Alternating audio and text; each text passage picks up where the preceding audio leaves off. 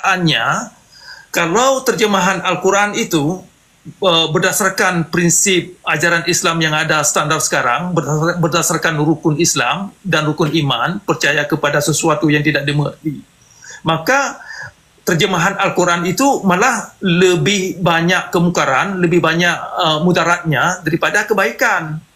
Jadi saya mengajak kawan-kawan ini mencoba belajar cara membaca sebuah buku atau sebuah kitab. Apa tujuan Anda beragama? Apa misi Anda beragama? Apa bacaan yang ingin dipetik daripada sebuah bacaan? Kalau bacaan Al-Quran mengacu seseorang, mengacu Anda atau masyarakat kepada kezaliman dalam beragama atas nama, maka bacaan atau pemahaman yang dirangkumkan dari bacaan itu bermasalah dan perlu dikaji balik. Nah, contohnya perlakuan syariat Islam. Cara tokoh agama di Aceh, cara mereka menggunakan Al-Quran adalah mengajak umat kepada kezaliman, bukan kepada kebaikan. Oke, Pak, saya mau bertanya, belajar ke Bapak. Satu pertanyaan saja, ya. Ada dua ayat. Yang satu di dalam surat Al-Baqarah punya walladzina yu'minuna bima unzila ilaika wa ma unzila min qablik wa bil akhirati hum yuqinun. Wa bil akhirati hum yuqinun. Kalimat penekanannya pada kalimat wabil akhirati hum yuqinun. Ada kalimat yang lain. Innal ladzina amanu wal ladzina hadu wan nasara wasyabiina man amana billahi wa bil yaumil akhir. Coba bedakan, Pak. Kalimat wabil akhirati hum yuqinun, wabil akhirati hum yuqinun dengan man amana billahi wa bil yaumil akhir. Di mana bedanya? Coba Bapak ini seakan-akan ingin menjelaskan. Coba jelaskan perbedaan di surat Al-Baqarah yang saya sampaikan dengan ayat yang saya bacakan terakhir. Coba pada penekanannya pada kalimat walladzina yu'minuna bima unzila ilaika wa ma unzila min qablik wa bil akhirati hum yuqinun, ada kata akhir ya. Dan ada kalimat man amana billahi wa bil yaumil akhir. Coba jelaskan. Pada kalimat yaumil akhir dengan wa bil akhirati hum yuqinun itu kalau bedanya di mana? Kalau sama-samanya di mana? Ini seakan-akan Quran, Anda mengatakan Quran itu belum jelas. Iya, ya kan? Seakan-akan Anda katakan Quran itu belum jelas. Yang tidak jelas itu otak kita, Pak. Di dalam surat Al-Baqarah ada kalimat akhir, tapi nggak pakai yaum. Wabil akhirati hum yuqinun, nggak pakai yaum. Tapi di dalam man amana billahi wabil yaumil akhir berbeda secara balaghah. Bapak paham nggak? Memaknai satu kalimat ada berapa aspek? Coba berapa aspek untuk memahami satu teks, satu konteks pembahasan atau narasi sebuah data. Begini saja, sederhanakan saja. Coba tunjukkan yang Anda mengerti. Tunjukkan yang Anda mengerti apa yang Anda baca. Kalau yang Anda baca itu menjerumuskan Anda kepada kezaliman, kepada kegelapan. Saya bertanya, nggak usah menjustis. Saya bertanya kepada Bapak. Di dalam surat Al-Baqarah ada kalimat wabil akhirati hum yuqinun, tapi tidak ada kalimat man amana billahi wabil yaumil akhir. Anda seakan-akan sudah, Anda seakan-akan otak Anda lebih jernih. Sebentar, seakan-akan otak Bapak itu lebih jernih. Quran sudah jelas sekali, Pak. Di mana kata akhir yang Bapak sampaikan, akhir di dalam surat Al-Baqarah tidak pakai yaumil. Coba terangkan. Wabil akhirati hum yuqinun, wabil akhirati. Bukan berkata tentang yaumil akhir. Begini, Anda tidak terangkan apa yang Anda baca. Coba terangkan apa makna yang Anda baca. Nah, di dalam Quran itu sudah jelas, dengarkan. Di dalam Quran itu sudah jelas secara balaghah, ya. Jadi di dalam memaknai satu kalimat, Bapak harus menguasai 4 aspek. Aspek leksikal, aspek rasional, aspek sinkronis dan aspek diakronis. Ini harus Bapak pahami. Di dalam Al-Baqarah yang saya sampaikan, sabar Bapak. Di dalam Al-Baqarah yang saya sampaikan, Bapak dengarkan dulu. Karena dari tadi salah melulu Bapak ini. Ada kalimat wabil akhirati hum yuqinun, tidak pakai kata yaum. Kalau di situ diartikan sesuai dengan terjemah Departemen Agama Republik Indonesia, diartikan hari akhir, saya tidak sepakat seperti Bapak katakan. Karena di situ kalimatnya wabil akhirati hum yuqinun, nggak pakai yaum. Tapi tidak semua di dalam Quran itu seperti itu. Contoh, pada ayat yang saya sampaikan, innalladzina amanu walladzina hadu wan nasara wasabiina man amana billahi wa bil yaumil akhir. Pakai kata yaum. Berarti ayat ini sedang membicarakan tentang hari akhir karena pakai wa bil yaumil akhir. Berbeda dalam surat Al-Baqarah. Walaupun di dalam terjemaah sama rata, saya juga tidak sepakat dengan terjemaah itu. Jadi lu mau bilang akhirat di situ itu isim makani gitu. Jadi kalau ente mau bilang itu isim makani. Yang mana? Yang di mana? Lah, ente tadi membaca Al-Qur'an surah Al-Baqarah ayat 62. Innalladzina amanu walladzina hadu wan nasara was-sabiina man amana billahi wal yaumil akhir. Dengan yang di Al-Baqarah di ayat satunya lagi, wabil akhirati hum yuqinun. Itu wabil akhirati hum yuqinun itu ente mau maknai apa? Dia sebagai isim makani atau apa? Itu sebuah akibat. Sebuah akibat, Pak. Akibat lu tadi berbicara tentang leksikal. Jadi kau mau memahami ayat itu dari sudut pandang mana? Karena di situ nggak pakai kata yaum, Pak. Sudah jelas secara balaghahnya. Nah, udah lah, nggak usah bicara balago sama saya. Gue sarjana agama kok. Udah, lu mau pasang sudah jelas secara balago. Ada dari sisi apa? Oke. Anda pahami di dalam situ secara makna rasionalnya ketemu nggak dengan hari akhir? Sabar Bang Remuk. Kalau Bapak sarjana agama, tolong benahi dulu itu Pak Bang Cakra itu. Jangan cuma dari tadi diam-diam terus baru sarjana agama apa? Gini. Mau dibenahi begini loh. Maksudnya karena maksudnya begini abangku, maksudnya di sini kalau memang ada yang tidak mampu dijelaskan oleh teman, jadi kita lengkapi. Bukan berarti kita saling mengkritik begitu supaya apa yang menjadi pedoman kita bukan begitu Bang Hos. Masalahnya yang dia kritik itu Al-Quran sama agama. Ya. Kalau dia kritik pribadi saya tidak jadi masalah, Pak. Saya paham yang disampaikan Bang Cakra itu saya paham. Saya paham ya yang disampaikan Bang Cakra sebentar, Bos. Tapi maksud saya Bang Cakra itu begini, Bang Cakra juga harus bijak. Quran itu sudah jelas, Pak. Adapun permasalahan umat, enggak jelas, Bang. Permasalahan umat atau permasalahan terjemaah nggak jelas itu masalah yang beda yang lain. Bukan terjemahan ini secara balaghah yang salah. Ketika wabil yaumil akhir itu jelas berbicara tentang yaumil akhir. Yang disampaikan Bang Cakra itu saya paham. Betul. Saya tanya, ini Pak Ramu, yaumil akhir yang Anda bayangkan itu apa? Coba jelaskan. Yaumil man amana billahi wa bil yaumil akhir itu bermakna yaumil qiyamah kalau daripada yaumil akhir. Tapi kalau yang walladzina yu'minuna bil ghaib walladzina yu'minuna bima unzila min qablika wa bil akhirati hum yuqinun itu bukan bermakna tentang yaumil qiyamah. Oke, qiyamah itu yang Anda bayangkan itu apa? Ya, di surat Al-Qiyamah dibaca. Coba terangkan, coba langsung terangkan. Ya, ketika Anda sebutkan qiyamah, yang Anda bayangkan itu apa? Ya kalau qiyamah itu kan dari kata qiyam, Pak, sebenarnya. Ya kalau qiyamahnya, oke. Nah, di surat Al-Qiyamah dari kata kebangkitan, Pak, bukan pada saat kehancuran. Tapi bicara tentang kehancuran, bicara tentang kebangkitan, tentu pasca kehancuran. Tidak mungkin tanpa kehancuran bicara tentang kebangkitan. Begitu loh, Pak. Oke, kebangkitan yang Anda bayangkan itu kapan? Dibaca di surat Al-Qiyamah, Pak, biar jelas. Jadi Quran dijelaskan.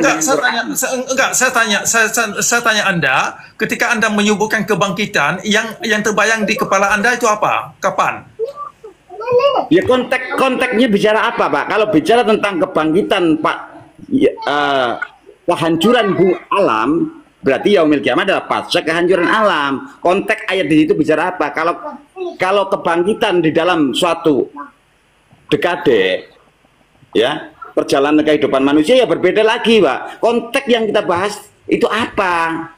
Kalau bicara tentang yaumil qiyamah dalam arti alam jagat ini berarti hari kebangkitan setelah hancurnya alam. Kalau konteksnya kita sedang bicara ke sana, Pak. Nah, begini. Baik, Bang. Saya tinggal sebentar sebelum dilanjut sama Pak Cakra. Sebelum dilanjut oleh teman-teman, banyak maaf Pak Cakra, saya potong dulu. Saya berikan dulu kepada Ustadz Ibnus dulu. Silakan monitor dulu. Betul. supaya teman-teman ini bisa paham terkait apa yang kemudian kita persoalkan ini. Silakan monitor Pak Ustadz. Maju Betul. Pak Ustadz. Tafadhol Ustadz Ibnu Syihab, tafadhol. Saya dari kemarin nih mau ngobrol sama Ustadz Ibnu Syihab. Salam Ustadz. Kaifal Ustadz? Kok malah ketawa Ustadz nih? Masih ingat nggak Ustadz sama Ana Ustadz? Di mute itu Ustadz, di mute. Masya Allah. Antum udah lebaran belum hari ini Ustadz? Buka dulu mikro. Masih lebaran besok. Masya Allah. Sehat ya Ustadz ya? Sehat. Masya Allah, Masya Allah. Tafadhol Ustadz, tafadhol. Saya sebenarnya ingin teman-teman yang di sini memang tadi saya melihat tepotong-tepotong anunya Prof Cakra ya. Dan malah saya melihat ada keselarasan antara Pak Cakra sama Bang Remuk, Pak CPI juga. Maksud saya ada hal yang bisa kita persatukan sepertinya tentang agama Islam khususnya. Saya pribadi tidak ada keberanian dan tidak ada keinginan untuk membahas agama lainnya karena tidak ada kapasitas saya di situ. Saya ada kemampuan untuk membahas Islam versi Sunni ya, yang ahli sunnah, karena memang itu merupakan madhab saya. Tadi di awal waktu saya masih bertiga dengan Prof Cakra sama Coach juga adalah kita ingin membangun nalar kritis terhadap pemahaman agama, dan ini sepertinya memang sesuai dengan yang diinginkan oleh Bang Remuk ya kan, bahwa agama yang tanda kutip dipahami selama ini itu tidak betul-betul agama yang sebenarnya dahulu ada pada zaman Nabi kita Shallallahu Alaihi Wasallam, dan itu bisa tergambar dengan perilaku umat Islam dan rujukan yang digunakan oleh umat Islam. Kalau Bang Ramong tadi memahami hadis itu adalah Al-Quran, dan itu memang sangat bagus sekali, dan seharusnya seperti itu. Kemudian kalaupun mau menggunakan hadis, ya seharusnya hadis itu tidak boleh bertentangan dengan Al-Quran, bertentangan dengan kemanusiaan yang justru akan menggiring umat, bukan saling berbagi kebaikan, saling berlomba-lomba dalam fastabiqul khairat. Justru yang ada malah saling menjatuhkan, kemudian saling teror, misalnya yang berbeda agama diperangi, kemudian yang pindah agama kemudian malah diintimidasi, bahkan diancam hilang kepala. Itu kan saya rasa mungkin kita di sini semua sepakat bahwa itu betul-betul bukan ajaran Islam yang sekarang sudah dipahami sebagai ajaran Islam. Itu yang dari awal sepertinya saya sama Prof Cakra dengan Kos juga membahas. Artinya kita ingin membangun nalar kritis dan mengkaji ulang, rekonstruksi kembali ajaran-ajaran yang justru itu akan mencederai nilai-nilai kemanusiaan, mencederai ukhuwah persatuan, yang menjadikan kita tidak bisa ngopi bareng, tidak bisa diskusi santai gitu. Yang ada saling menjatuhkan dan saling mengklaim kebenaran antara satu dengan yang lain tanpa mau menjalankan konsep Al-Quran yang saling ta'aruf ya kan. Inna khalaqnakum min dzakarin wa unsa wa ja'alnakum syu'uban wa qabail lita'arufu inna akramakum indallahi atqakum. Itu sekarang sudah kita tidak temukan lagi. Yang ada kalaupun kita ngobrol ya yang saling sumpah serapah aja lagi, saling bawa orang ke agama. Yang Islam ingin mengajak orang Kristen ke Islam, yang Islam ingin mengajak ke Kristen ingin mengajak ke Islam, yang Islam mengajak ke Kristen dengan sesuatu yang saya rasa tidak bisa dicontoh dan diikuti. Tadi kalau Prof Cakra mengatakan bahwasanya yang salah dua-duanya, sholatnya atau orangnya, bahkan Muhammad Sallallahu Alaihi Wasallam yang digambarkan di dalam kitab-kitab hadis dan kitab-kitab sejarah, itu memang Muhammad yang berbeda dengan yang ada di Al-Quran, yang di Al-Quran bahwa innaka la'ala khuluqin azim, laqad kana lakum fi rasulillahi uswatun hasanah, serta yang baik. Tapi kalau di hadis kan beda sama sekali, di sirah beda sama sekali. Muhammad yang digambarkan itu betul-betul memang tidak layak dicontoh, tidak pantas diikuti.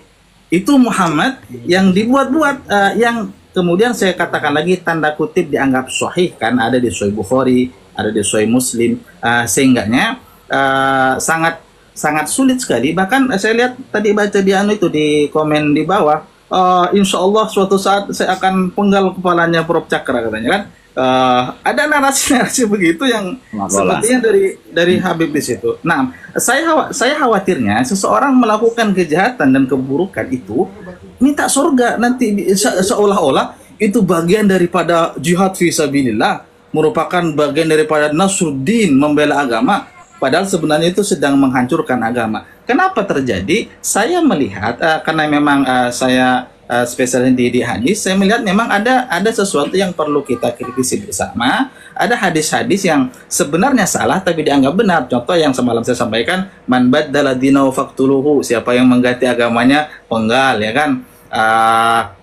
Itu disohikan, dianggap sahih karena ada di Sahih Bukhari. Saya katakan itu hadis palsu karena secara matan dan sanad bermasalah. Namun faktanya kan itu masih diamalkan dari awal itu hadis dibuat sampai mungkin sekarang, atau mungkin sampai nanti lagi kalau tidak ada orang yang speak up, yang ngomong, yang menyampaikan bahwa itu hadis dusta atas nama Rasulullah Shallallahu Alaihi Wasallam. Padahal itu sebenarnya adalah perbuatan orang-orang yang tidak bertanggung jawab. Saya melihat di kita ada persamaan di situ sih. Mudah-mudahan saya tidak salah paham ya. Sehingganya memang kalau teman-teman misalnya mengkritik ini bukan oknum Islam, tapi memang ini ajaran Islam. Saya sangat paham itu. Kenapa pernyataan itu muncul, ya kan? Kenapa Islam sekarang digambarkan dengan sesuatu yang tidak seharusnya, tidak lagi rahmatan lil alamin, padahal nyata di Al-Quran digambarkan begitu? Karena memang dilihat dari perilaku yang ada. Ini saya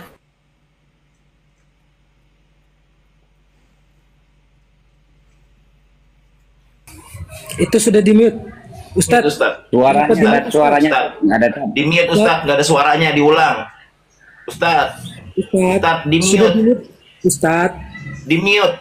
Suaranya nggak ada, Tat. Suaranya nggak ada, Tat. Di mute. Tat, suaranya nggak ada, Tat. Suaranya nggak ada, Tat. Astagfirullahaladzim. Ustadz, mute itu. Suaranya nggak ada, Tat. Mute itu. Coba buka suara. Suaranya nggak ada, Tat. Suaranya. Buka mic-nya. Nah, kenapa? Ulang lagi Ustaz, diulang. Tadi nggak ada suara. Suaranya nggak ada. Ada panggilan masuk tadi. Apa namanya? Ini ada kitab bagus sekali. Judulnya Baina Sholatil Qur'aniyah lil Muslimin wa Sholatil Syaitoniyah lil Muhammadiyin. Insyaallah Bang Ramok paham kitab ini. Ini sholat yang membedakan antara sholat umat Islam dengan sholat orang-orang yang tanda kutip umat Nabi Muhammad.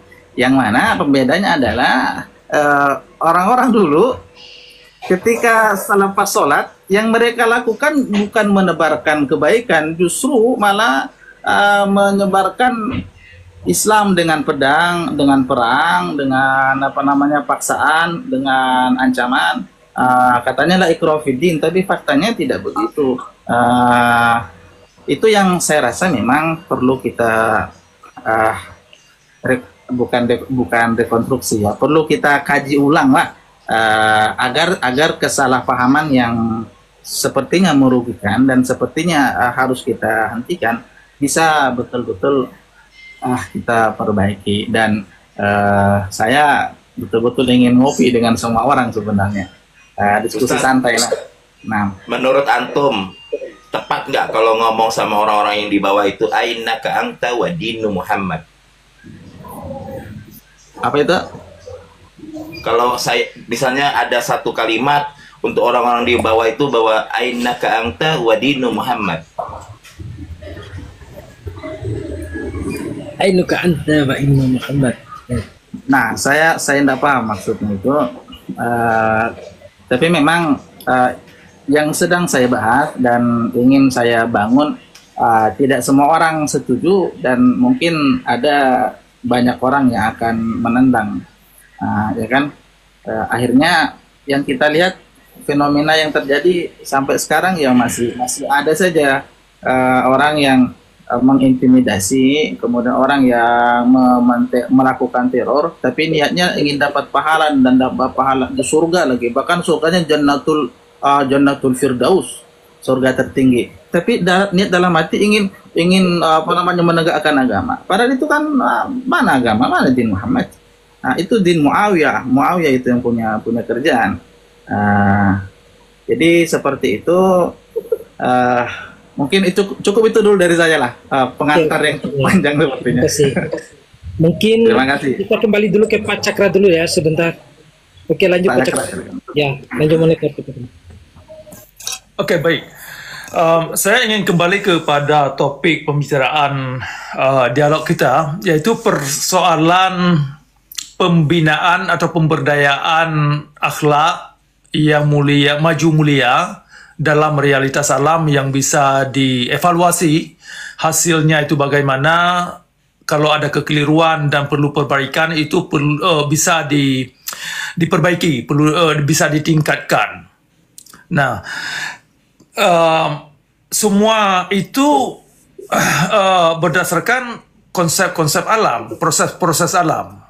Tetapi kalau akhlak yang dijanjikan dalam agama Islam selama ini yang banyak didominasi banyak belahan negara-negara Islam, pembentukan akhlak itu melalui percaya buta, melalui ritualitas. Persoalannya, kalau salat dimaknakan sembahyang, ya kan ada rukun sembahyang, kemudian 5 kali sehari, kemudian ada sembahyang sunat, kemudian ada sembahyang buat orang mati. Semua itu saya lihat tidak membuat umat kepada pencerahan, tidak membawa umat untuk bisa membuat sebuah keputusan yang tepat. Ya kan? Sehingga sembahyang itu dalam kenyataan sungguh sia-sia, tidak membawa efek apa-apa.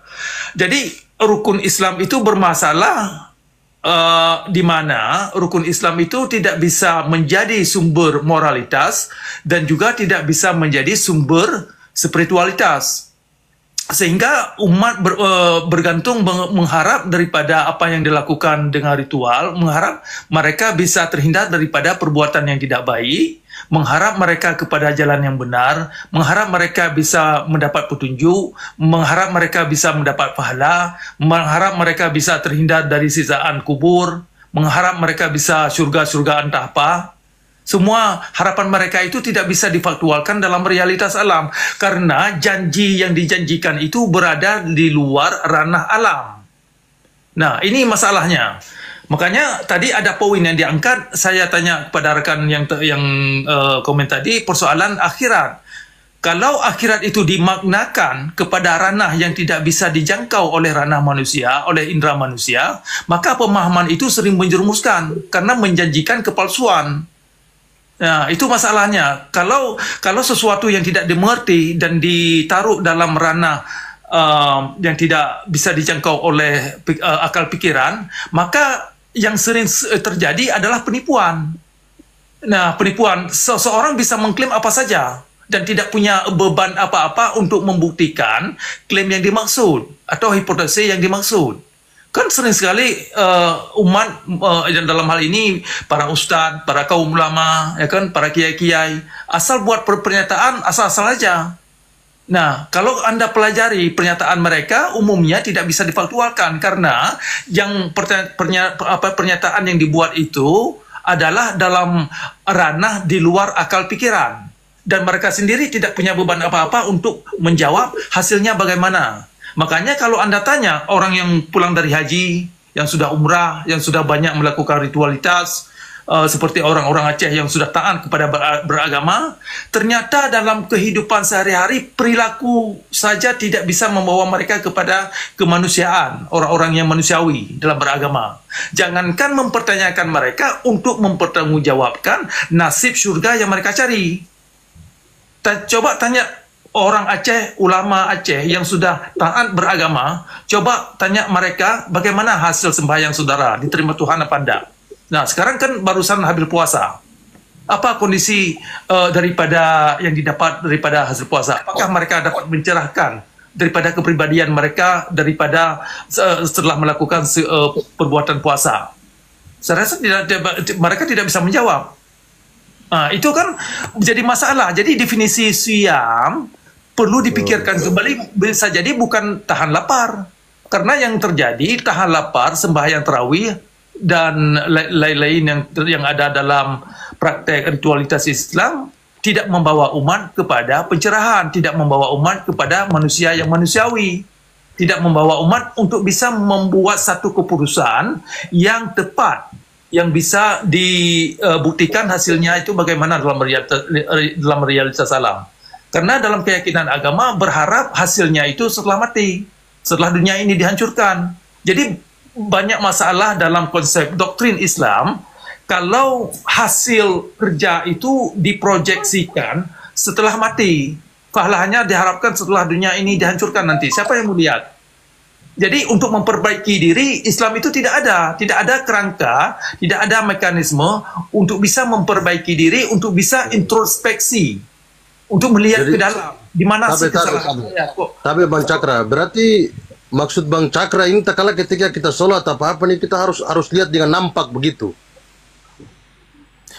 Tadi sudah saya jelaskan, yang pertama definisi salat yang ada dalam tradisi Islam itu sungguh keliru. Itu yang jelas. Apanya yang keliru? Apanya yang keliru, Bang? Sebenarnya saya agak sepakat ya dengan Pak Cakra. Cuman narasinya saja yang tidak sepakat. Di dalam Islam, selalu mengatakan di dalam Islam. Karena begini, kalau Bapak katakan itu menurut mazhab-mazhab mereka, saya juga sepakat. Orang Islam itu banyak mazhab ya. Bukan berarti melambangkan itu Islam. Tapi dengan kalimat dalam Islam seakan-akan Salafi Jihadi adalah Islam. Sunni Emang Islam yang salah, Pak? Itu yang saya tidak sepakat. Ya. Emang Islam yang salah?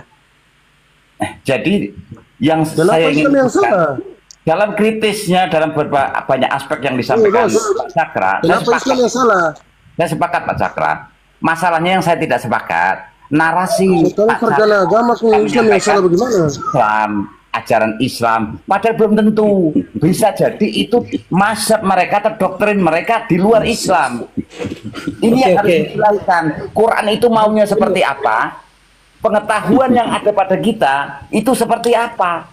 Itu yang harus dibedakan antara orang Islam dengan Islam. Kita suruh tanggapi dulu, Bang CPI dulu. Saya sepakat ketika Pak Cakra mengatakan harus diberi pemahaman yang luas di dalam memahami Quran supaya mendapatkan efek yang baik. Saya sepakat, itu sepakat. Tapi jangan lantas kemudian ini untuk menggeneralisir bahwa seluruh yang dipahami oleh orang Islam adalah ajaran Quran. Ini yang saya tidak sepakat. Seperti saya contohnya begini, rukun sholat itu apakah ajaran Islam? Bukan. Rukun sholat itu beda-beda. Yang benar yang 6 menurut Imam Hanafi, yang 12, yang mana juga bingung. Karena ini munculnya di luar Islam, di luar Quran maksud saya.